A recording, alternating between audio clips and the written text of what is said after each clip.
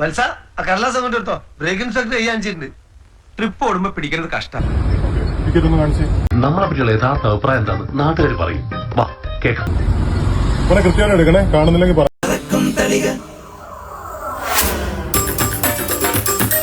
വെറും കുറിപ്പെന്ന് പറഞ്ഞാൽ ആർക്കും മനസ്സിലാവില്ല.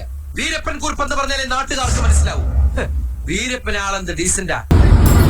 കൃത്യമായിട്ട് എടുക്കണേ, കാണുന്നില്ലെങ്കിൽ പറയണം. നാരായണിമംഗലം നാരായണൻ ആരാണെന്നാ നിന്റെ വിചാരം? അവൻ കലക്കാൻ പോണ കലക്കുണ്ടോ? കൃത്യമായിട്ട് എടുക്കണേ, കാണുന്നില്ലെങ്കിൽ പറയണം കേട്ടോ.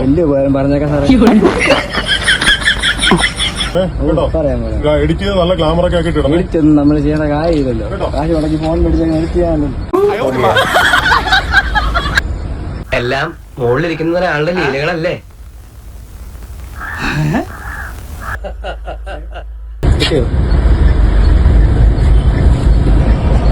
സ്പീഡ്